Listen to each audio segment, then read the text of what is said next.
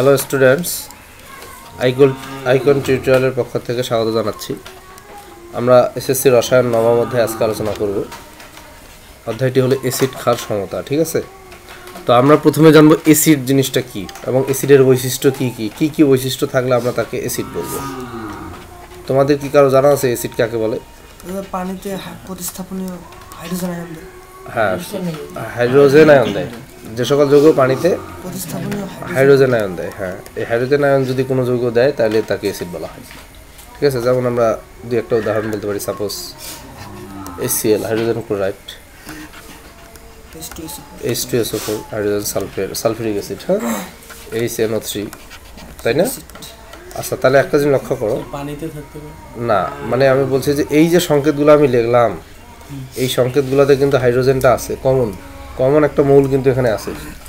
Hydrogen না থাকলে কিন্তু সেটা অ্যাসিড হবে না, বুঝতে পারছো? এবং যখন এটাকে পানিতে দ্রবীভূত করা হবে তখন এই হাইড্রোজেনটা কিন্তু এইভাবে আলাদা হয়ে যাবে। হ্যাঁ, জিনিসটা লক্ষ্য করো, এটাকে যখন পানিতে দ্রবীভূত করা হবে হাইড্রোজেনটা আলাদা হবে, ক্লোরাইডটা আলাদা হবে। বোঝা গেল কথাটা? তাহলে এই যে হাইড্রোজেন আয়নটা আমরা পেলাম, এই হাইড্রোজেন আয়নটি পাওয়ার কারণেই এই যৌগটাকে বলা হচ্ছে অ্যাসিড।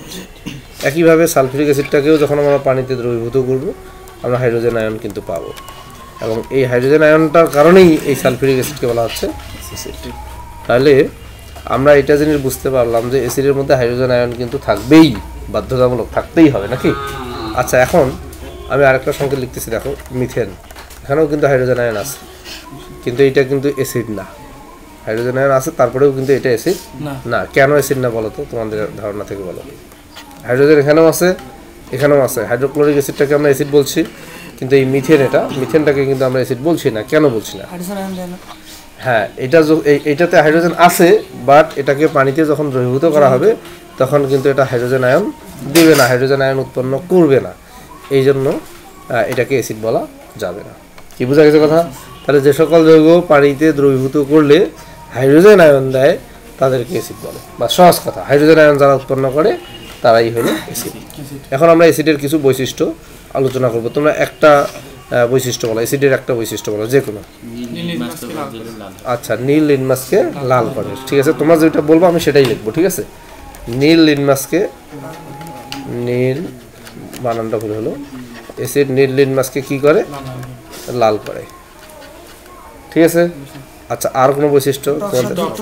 ইয়েস, অ্যাসিডের স্বাদ হইল টক স্বাদযুক্ত, এবং যত টক ফল আছে, টক ফল যেমন তেঁতুল, তারপরে আমলকি, কামরাঙ্গা, বড়াই, এগুলোতে কিন্তু অ্যাসিড আছে।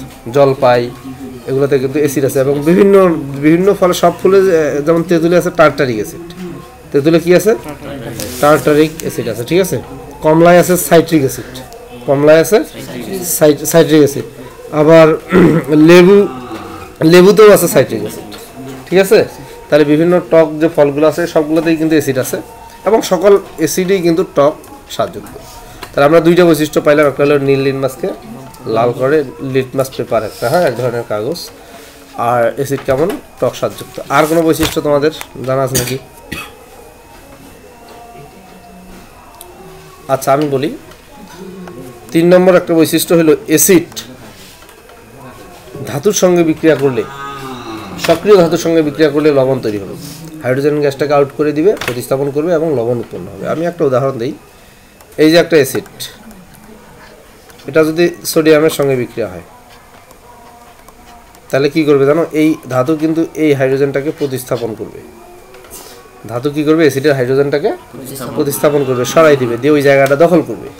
তাহলে কি তৈরি হচ্ছে? সোডিয়াম ক্লোরাইড এবং হাইড্রোজেন গ্যাস তৈরি হচ্ছে। তাহলে আমরা বলতে পারি বৈশিষ্ট্যটা এটাই যে অ্যাসিড ধাতুর সঙ্গে বিক্রিয়া করে হাইড্রোজেন গ্যাস উৎপন্ন করে এবং লবণ উৎপন্ন করে। বুঝা গেল? হাইড্রোজেন গ্যাস এবং লবণ উৎপন্ন করে, মনে থাকবে? আচ্ছা, 4 নম্বর বৈশিষ্ট্য হলো ধাতব কার্বনেটের সাথে বিক্রিয়া। কি বললাম? ধাতব কার্বনেটের সাথে বিক্রিয়া। দেখো, মনে করো ক্যালসিয়াম কার্বনেট, এটার সঙ্গে যদি কোনো অ্যাসিড বিক্রিয়া করে, হ্যাঁ, লবণ উৎপন্ন হবে, পানি উৎপন্ন হবে, কিন্তু কার্বন ডাইঅক্সাইড উৎপন্ন হবে। মেইন যে ব্যাপারটা সেটা হলো কার্বন ডাইঅক্সাইড। দেখো, ক্যালসিয়াম আর এই ক্লোরিন মিলে ক্যালসিয়াম ক্লোরাইড তৈরি হবে, পানি তৈরি হবে, হাইড্রোজেন আর অক্সিজেন মিলে পানি তৈরি হবে এবং কার্বন ডাই অক্সাইড গ্যাস তৈরি হবে। এটা হলো মেইন প্রোডাক্ট এখানে, মানে মেইন আলোচ্য বিষয়, যে অ্যাসিড ধাতব কার্বনেটের সঙ্গে বিক্রিয়া করে কার্বন ডাই অক্সাইড গ্যাস উৎপন্ন করে। বুঝা গেছে? আবার যদি আরেকটা বৈশিষ্ট্য আছে 5 নম্বর, না ক্ষারীয় দ্রবণে যাচ্ছি না, পরে যাব। ধাতব হাইড্রোজেন কার্বনেটের সঙ্গে বিক্রিয়া করে, ঠিক আছে?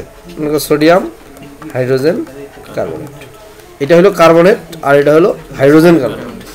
এইটুকু হলো কি কার্বনেট আর এখানে হলো হাইড্রোজেন কার্বনেট। হাইড্রোজেন কার্বনেটটা কিন্তু একটা যৌগমূলক। তাহলে অ্যাসিড কি করে? ধাতব হাইড্রোজেন কার্বনেটের সঙ্গে বিক্রিয়া করে এবং কার্বন ডাই অক্সাইড গ্যাস উৎপন্ন করে। কি কি তৈরি করবে দেখো, সোডিয়াম আর ক্লোরিন মিলে সোডিয়াম ক্লোরাইড লবণ, হাইড্রোজেন আর অক্সিজেন মিলে পানি তৈরি হবে এবং মেইন যে ব্যাপারটা কার্বন ডাই অক্সাইড তৈরি হবে। তাহলে অ্যাসিড কি করে? বাইকার্বনেট মানে হাইড্রোজেন কার্বনেটের সঙ্গে বিক্রিয়া করেও কার্বন ডাই অক্সাইড গ্যাস তৈরি করে। তারপরে 6 নম্বর বৈশিষ্ট্য কি হতে পারে? ধাতুর অক্সাইডের সাথে অ্যাসিডের বিক্রিয়া। ধাতুর অক্সাইডের সঙ্গে, দেখো ধাতু একটা বলো নাম, যেরকম ধাতুর অক্সাইড জিনিসটা আসলে কি? ধাতব অক্সাইড, এই যে ধাতব, এটা ধাতু না, এই যে ধাতব অক্সাইড, এর সঙ্গে একটা অ্যাসিডের বিক্রিয়া হলো, তাহলে কি তৈরি হবে জানো? ম্যাগনেসিয়াম আর ক্লোরিন মিলে ম্যাগনেসিয়াম ক্লোরাইড তৈরি হবে। ম্যাগনেসিয়াম ক্লোরাইড এবং পানি তৈরি হবে, লবণ এবং পানি তৈরি হবে। অ্যাকচুয়ালি এই যে অক্সাইড, ধাতব অক্সাইড, এটা কিন্তু ক্ষার। যদিও আমরা ক্ষার নিয়ে এখন আলোচনা করি নাই, তারপর তোমার আগে থেকে ধারণা আছে তো, তাই না? এটা একটা ক্ষার বা ক্ষারক। এটা আমি বলি ক্ষারক, ক্ষারকের মধ্যে সামান্য ডিফারেন্স আছে, এটা পরে আসছি। এটা একটা ক্ষারক। তো ক্ষারক অ্যাসিডের সঙ্গে বিক্রিয়া করে লবণ এবং পানি তৈরি করে, এটা কিন্তু আমরা আগে থেকে জানি। তো এখানে ক্ষারক না বলে বলা হচ্ছে যে ধাতব অক্সাইডের সঙ্গে অ্যাসিডের বিক্রিয়ায় লবণ এবং পানি উৎপন্ন হয়। 7 নম্বর বৈশিষ্ট্য এখন আমরা দেখি কি আছে। ধাতব হাইড্রোক্সাইডের সঙ্গে বিক্রিয়া, ঠিক আছে? ধাতব হাইড্রোক্সাইডের সঙ্গে বিক্রিয়া, মনে করো এটা একটা ধাতু, এর হাইড্রোক্সাইড, এর সঙ্গে অ্যাসিডের বিক্রিয়া, এই যে অ্যাসিড, কি তৈরি হবে দেখো? সোডিয়াম আর ক্লোরিন মিলে সোডিয়াম ক্লোরাইড লবণ এবং পানি তৈরি হবে। তাহলে বৈশিষ্ট্যটা আমরা কি বলবো? যে অ্যাসিড ধাতুর হাইড্রোক্সাইডের সঙ্গে বিক্রিয়া করে লবণ এবং পানি উৎপন্ন করে। কি বুঝতে পারছো? তারপরে বিদ্যুৎ, হ্যাঁ এখানে একটা কথা বলি, এটাও কিন্তু ক্ষারক, এটাও কিন্তু ক্ষারক। এই যে অক্সাইড, এটাও কিন্তু ক্ষারক। তাহলে আমরা যখন ক্ষারক পড়ব তখন কিন্তু আমরা এই জিনিসটা বুঝে যাব যে ধাতুর অক্সাইড এবং হাইড্রোক্সাইড, ধাতুর অক্সাইড এবং ধাতুর হাইড্রোক্সাইড, এদেরকে ক্ষারক বলে। এবং এরা কি করে? অ্যাসিডের সাথে বিক্রিয়া করে লবণ এবং পানি উৎপন্ন করে এবং এই বিক্রিয়াকে কি বিক্রিয়া বলে? প্রশমন বিক্রিয়া বলে। এটা আমরা আগের অন্য অধ্যায় থেকে জেনেছি, তাই না? জিনিসগুলো আমাদের কিন্তু একেবারেই জানা। তারপরে অ্যাসিডের তড়িৎ পরিবাহিতা, লঘু অ্যাসিডের তড়িৎ পরিবাহিতা এবং তড়িৎ পরিবাহিতা আমি সংক্ষেপে লিখতেছি। আমরা সহজ কথা, অ্যাসিড তড়িৎ পরিবহন করে, আর কোনো কিছু এখানে বলার প্রয়োজন নাই। কি করে? পরিবাহী। অ্যাসিড হলো বিদ্যুতের পরিবাহী, ব্যাস। কি বোঝা গেছে? আর কোনো সমস্যা আছে এখানে? তাহলে অ্যাসিডের বৈশিষ্ট্যগুলো আমরা একটু প্রথম থেকে একটু রিভিউ করি। প্রথম তোমরা বলছিলে যে নীল মাছকে লাল করে, টক স্বাদযুক্ত। তারপরে ধাতুর সাথে বিক্রিয়া করে লবণ এবং হাইড্রোজেন গ্যাস তৈরি করে। ধাতব কার্বনেটের সাথে বিক্রিয়া করে কার্বন ডাই অক্সাইড উৎপন্ন করে। বাইকার্বনেটের সাথে বিক্রিয়া করে কার্বন ডাই অক্সাইড গ্যাস উৎপন্ন করে। ধাতুর অক্সাইডের সাথে বিক্রিয়া করে লবণ ও পানি তৈরি করে, এটা হলো প্রশমন বিক্রিয়া। ধাতুর হাইড্রোক্সাইডের সাথে বিক্রিয়া করেও লবণ ও পানি উৎপন্ন করে, এটাও প্রশমন বিক্রিয়া। এবং তড়িৎ পরিবাহিতা আছে। আমরা বলতে পারি অ্যাসিড সমূহ, লঘু অ্যাসিড সমূহ সুপরিবাহী, বিদ্যুতের সুপরিবাহী।